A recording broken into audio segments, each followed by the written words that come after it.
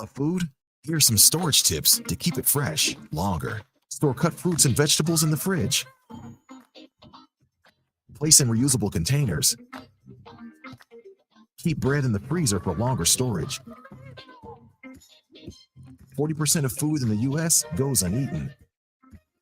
Save money, save food, save the planet. Visit Seattle Public Utilities for more tips. The beat of the Fox with nastiness is back on K-Fox Night Beat.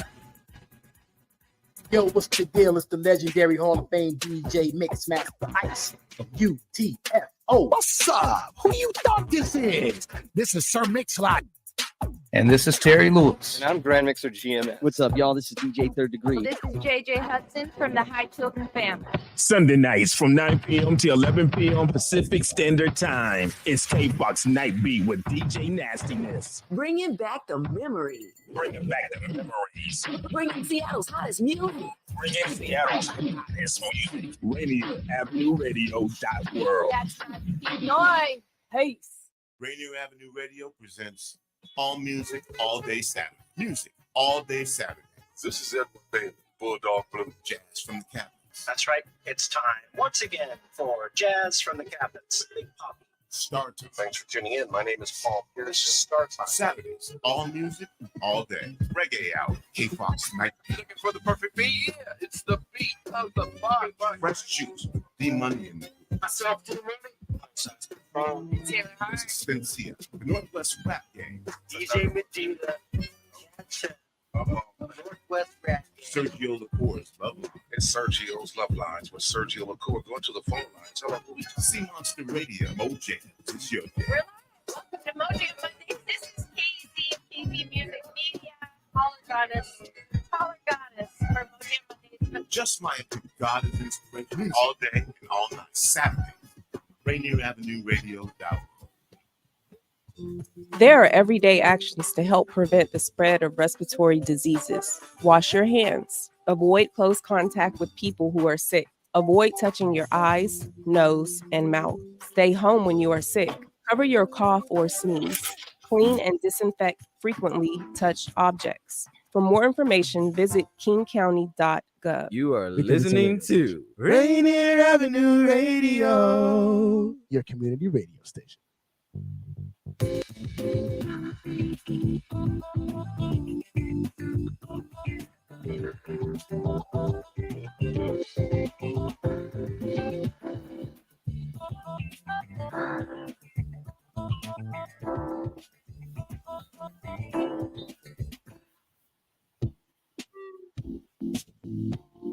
Well, hello, everyone, and thank you for joining another episode of Real Estate and Money, where we bring you all the news, real estate, and money.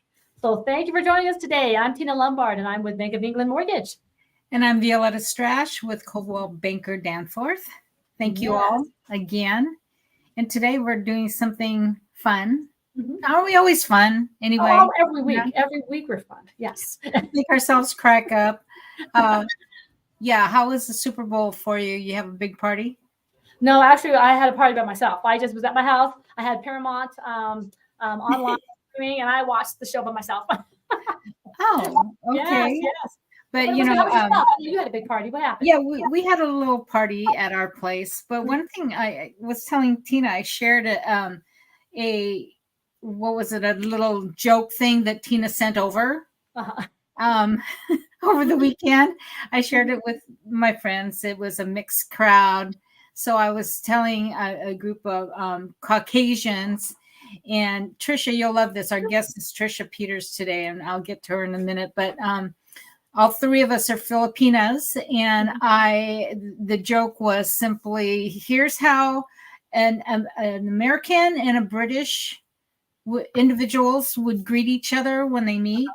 And it was proper, handshake, distance away. And this is all part of Tina's joke thing that she sent to me. And then the next video was Filipinos greeting each other.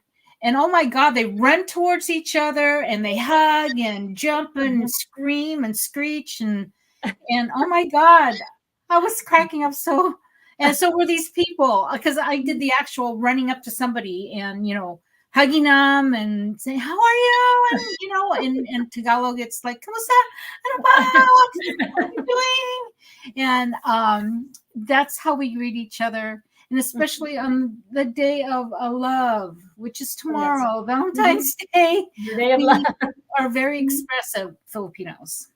That's absolutely. I don't understand how other people are not as expressive as us. I don't understand that. It's just crazy, crazy people. Gosh, But we enjoy our times together. Yes, right? yes, we do. Absolutely. But what we're going to talk about today, we're talking about, we're talking about having your home. A lot of people want to buy new homes. Yeah. They've had it with the old neighborhoods and they want to buy new, and they see all the bells and whistles of a new updated home. Homes that are built in 2024 are different than homes that were built in 1998 or 1989 or 1940. And so there are all these bells and whistles, and a lot of people have questions as to what should I buy if I buy a brand new home? What does it entail? Am I able to customize the house? Do I take it as it is? What kind of options do I have? And of course, we're going to be talking about this a little bit later, but we're going to be talking about, hey, if you do buy a new home, can you make it your own? While the house is being built, it's being painted, it's being customized, or it's being put together. What opportunities do you have to have some say what the house looks like? Whereas if you do buy a house that's currently existing, you're kind of stuck with the cabinetry, you're stuck with the bathroom, you're stuck with the shower choices and everything else. So today we're going to be discussing new construction and how to implement your customization inside. Before we get into that and with Tricia Peters, I just want to report something from the National Association of Home Builders that, we are experiencing a lot of low inventory issues across the country. And because of that, we're trying to look at more new construction. And they're popping up everywhere. The National Association says that because of the lack of resale inventory, we are looking at around 31% of total homes available for sale in November, especially, is about 31%. Wow. A third of what's being bought out there is new construction homes. Right. And that's approximately 12% of the historical average. So it's an option that's out there. I went around and looked at all available new home construction. And frankly, we're in our age where we have a lot of our older family members that need to move to even a 55 plus community. So those are getting to be really attractive. There's like down in Lacey, Washington, up in the Puyallup, Bonnie Lake area. There's a lot of 55 plus active communities. And frankly, I would like to live in one of those because they do a lot of stuff, Tina. There's a chocolate tasting thing happening this weekend. There's, you go to a winery, or maybe they do paint and sip and all that stuff. They go to a tavern for happy hour, and it's like, I want to do those things. And I asked someone, a lifestyle director for this community that I actually, one of my clients is buying a home in that new community, and he says, no, these are actually just for residents. What? I can't go. I can't go as a friend of my, your new customer here. No. Yeah. I'm going, okay, gee, I guess I have to move into one of these in order to have some fun with these people. Yeah. So it's a great option. And Tina, tell us a little bit about financing. Well, financing for new construction, new construction is very same as financing for any type of house, whether it's existing or it's new construction. You've got your classic conventional loans. You've got your classic FHA loans. You also have alternative lending. You've got some stated income loans that are out there if you're a business for self. You've got bank statement loans. But basically, any type of loan that you would use for an ordinary house, you can use for new construction. Now, we're not talking about the new construction where you go out to the mountains, you find yourself a plot right in the middle of the forest, and you buy the plot, and then you hire people to come and build the house. That's a different type of loan. It's called a one-time construction loan. That's different. We're talking about a housing where you buy the houses, and then in 7 months or a year, 12 months that goes by, you actually buy the house in a lot in a development. So those are the type of loans I'm talking about. And yes, a lot of times, Violeta, people want to know, do I qualify for this house? Do I qualify for this home? Well, okay, we look at their credit, we look at their income, we look at everything else. We say, yes, you qualify for $850,000. Okay. Now, today, okay, February 2024, but the house is not going to be done until, let's say, August of 2024. 6 months, let's say. Yeah. Yes. So, during that time, it's kind of like, oh, okay, all right, make sure you don't, go buy a car, go buy another house, divorce or do something crazy. You have to really make sure that your credit stays the same profile as it was when you got approved, and to last all the way until when you actually are able to close a loan or get the certificate of occupancy. So getting a new home is just like buying any other house. It's a home loan. Now, a lot of times when people will come to me and say, hey, Tina, do I qualify for a home loan? I'm like, yeah, you qualified up to $1 million. And I get all their income, their assets, their credit, blah, blah, blah, blah, blah. And then we give them, and they go out to the houses and they say, hey, I qualify for $1 million. And that's how they know. So you want to know up front. So a lot of times, builders have their own financing. A lot of times some of my clients, their credit is just way too wacko. Their income taxes are way too wacko, that they really need specialized or alternative lending. And so that's where I come in. But a lot of times either the builder has financing or your bank has financing or your favorite mortgage person, Tina Lombard, has financing. But it's a very good idea to find out what you qualify for before you walk into a place and start bidding on houses that are either too low for you to qualify, you can really afford more, or something that's too high for you to qualify.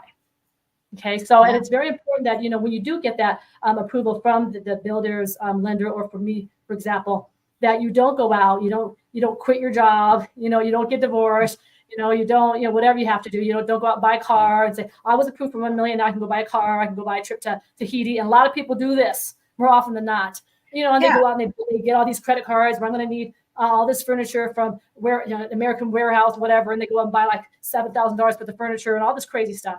It's very important that if you do get approved and you put that money down to buy that house, 3% or 6%, whatever it is, that you don't go out and start making all these major changes in your life. So that's the only thing I have to say about financing, but we'll talk a little bit more about Trisha, because sometimes, you buy a house, and I'm not a specialist. Sometimes you buy a house and it's bare bones, and there may be options that you can have to upgrade your specifications in your particular house. Some houses come, look, this is what it is. The financing fell out on the person who was going to buy it, and this is what you're stuck with. So we're going to talk about a little bit about what you can do to customize a house, how easy it is to get financing, and what kind of wiggle room you're going to need when you get initially approved. Yeah, Okay. and back to what Tina was saying about don't go crazy with the money. Yeah, you got pre-approved for a home. You have 6 months to wait till this house is done. You're thinking, oh my gosh, I would love to get new furniture for this new house. And now that we're moving out of our apartment from a basement garage, we have 2 garages. So let's buy his and her cars. Yeah. No, Yes. because No. Tina will be scrubbing at the very end. She's going to look at your finances one more time and say, oh my God, you bought 2 cars. You bought all this furniture. Now you don't qualify for the house. What the heck?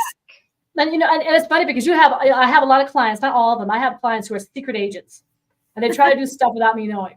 She's not going to find out. We have every device in the world to find out what you are doing, financially, and that's what we have to do. We're prudent in our lending. But if you go out there and you try to get a Costco card, you try to buy a cruise tickets, for $6,000, we're going to find out. You put it on your Amex card.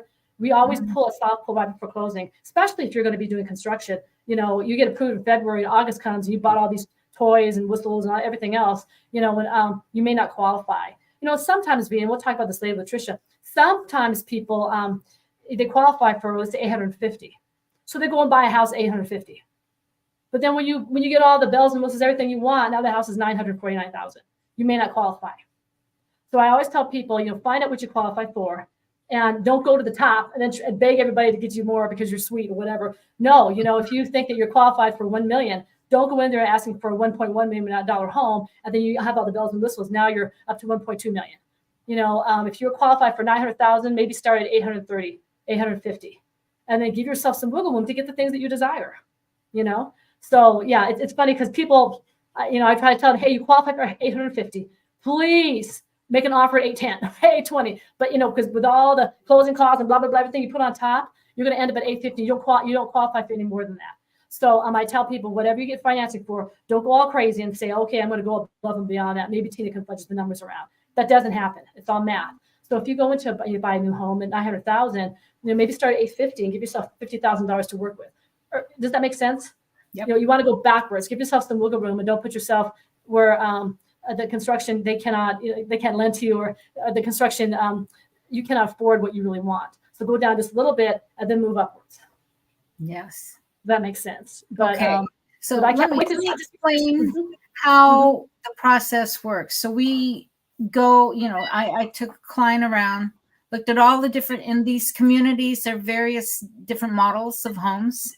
So we went to an area where they had a number of those model homes already staged, and you can look inside, look at the floor plan, look at how they put it together. Looks very nicely staged. Look at all the amenities, and then you select a lot, and you figure out you're in negotiations with the builder's agents that's on site, and figure out a lot that you want, and then everything is done on the builder's paperwork to get this thing rolling. And then you either work with Tina, hopefully with Tina, or the builder's mortgage lender to get the financing figured out. And then I think in the middle of all that, Trisha comes in as a design consultant for the interior of the house. So you've already chosen the outside and the color. There's various elevations. So different,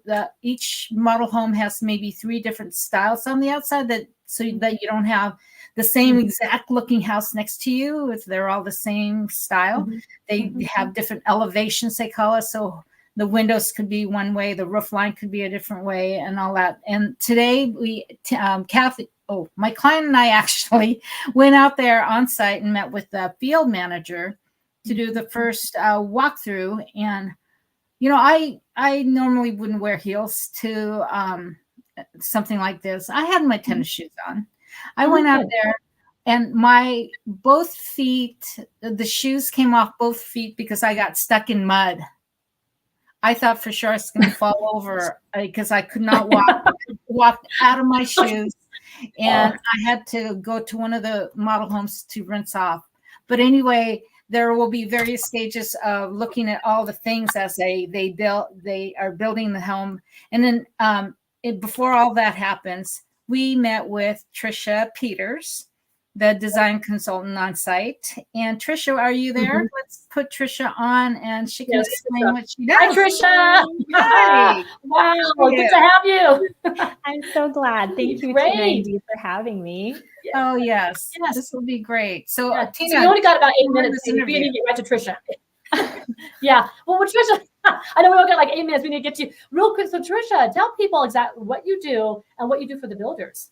Yeah, so I started Peters Interiors on my own, and so helped clients with remodeling or decorating their home, and then just really fell in love with the new build construction end of things, and so pursued that route. So I kind of put pause on my business, and now I work for a company, and through this company, I've been able to work with some of the biggest builders in the country.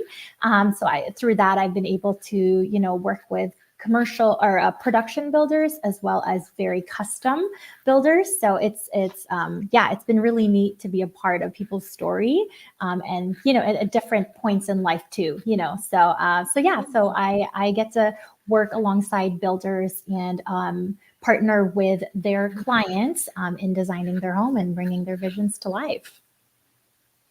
Great. Yeah, so that's what exactly happened. Now, what do you do? And met with let's Trisha. just say a person comes in. Yeah, so let's say a person comes in.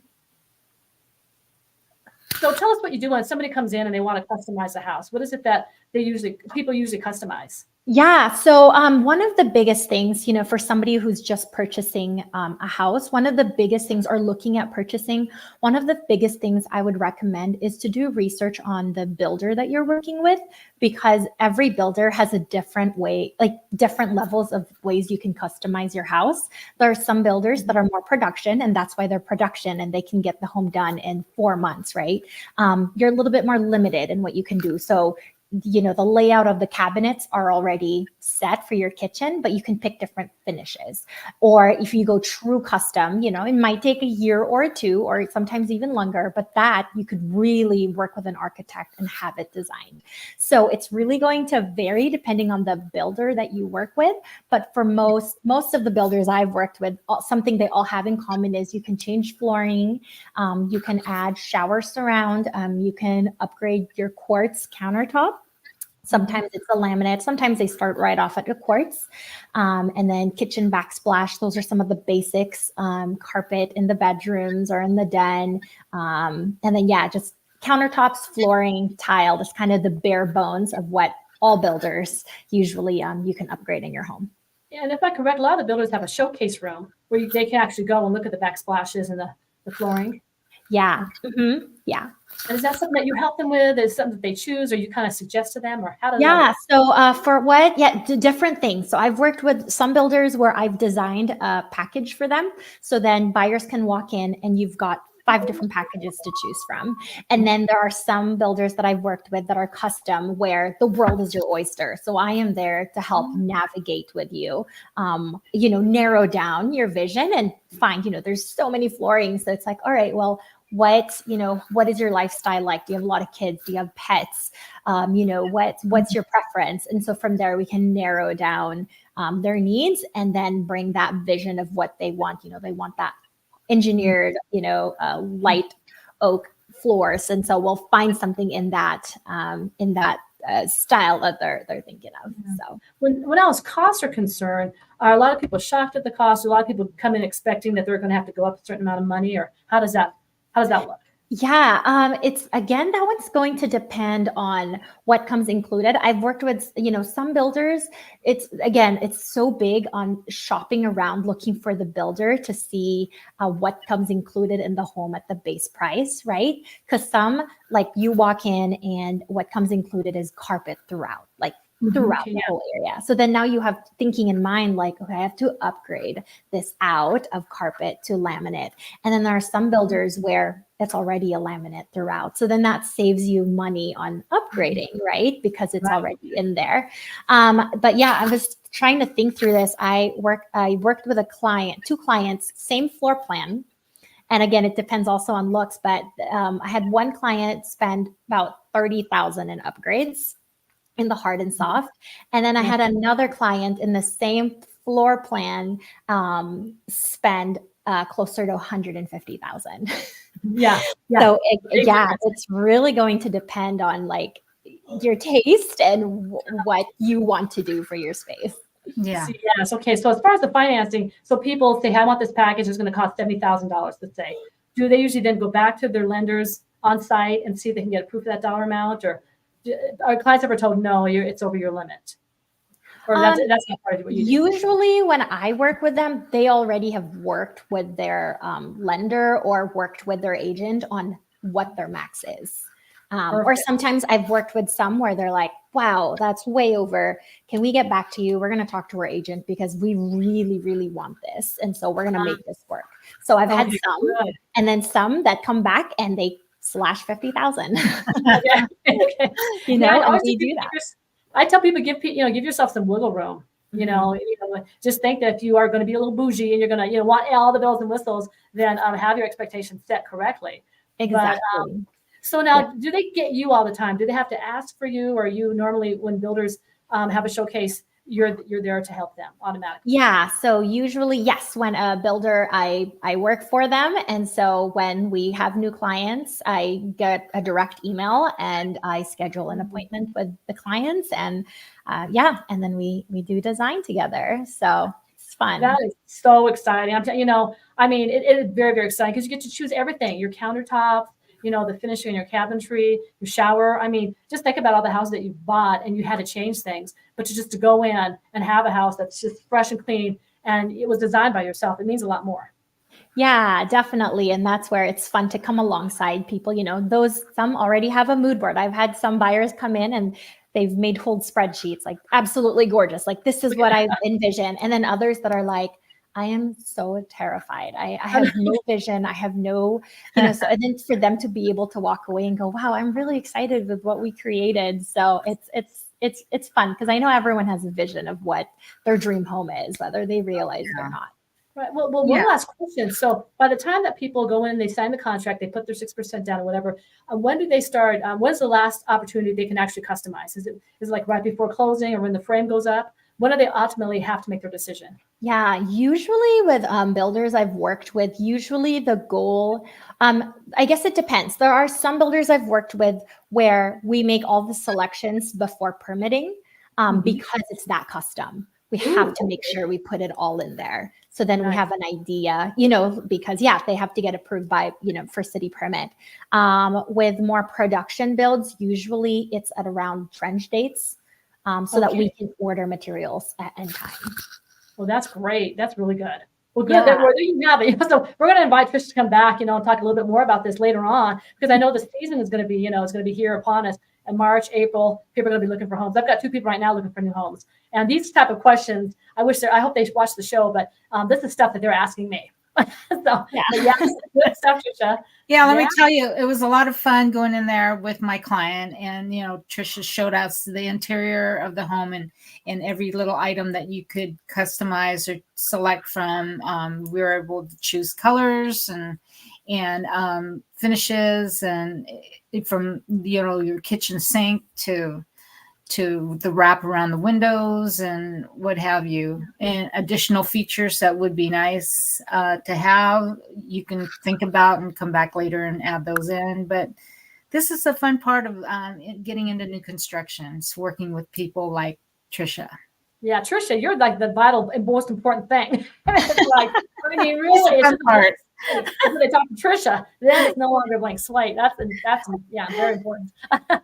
Yes, I help bring the vision. So I basically am like, I tell buyers, people like, what do you do for a living? It's like, I do design, and I basically am the middleman between the builder and the client because I help bring the vision and I do all the paperwork. So then it becomes construction paperwork, right? So I send the pretty stuff, and then I also send the technical stuff so that everyone's on the same page. It's so fun. Wow. Congratulations. That's We're great. all good right now, aren't we, Trisha? Yes, we are. Okay. Wow. Well, I know we've got a few more announcements before we have to go. Do you have you want to read the announcements? Yeah. Do you have it? Yes, all I know is the Columbia Theater with the Black History Month. Okay. Called Conscience. Yes, is You're happening still through the month of February and open from 11 to 7. Is that right, Daniel? Great, yes. 11 to 7, yeah. Oh, there it is. I can't see. And anything else, Tina? Rainier Avenue Radio will be broadcasting and hosting the Nasty Mixed Records reunion at the Columbia City Theater this Thursday, the 15th at 6 p.m., featuring appearances from Sir Mix-a-Lot, DJ Nasty Ness, Sheila, and more. Gosh, these are my old comadres. Wow. Yeah, so you want to make sure you don't miss that, because I know if I was in town, I'd be there. Mm-hmm. Well, thank you, Trisha Peters, for joining us today. Thank you so much for having me. Yes, here. You have to come back. It's an option. Okay. Yes, definitely. All right. Thank you all for joining us. Again, I'm Violeta Strash with Coldwell Banker. And I'm Tina Lombard with Bank of England Mortgage. We hope to see you next week. See you next week, 2:30. Bye, everyone. Bye-bye.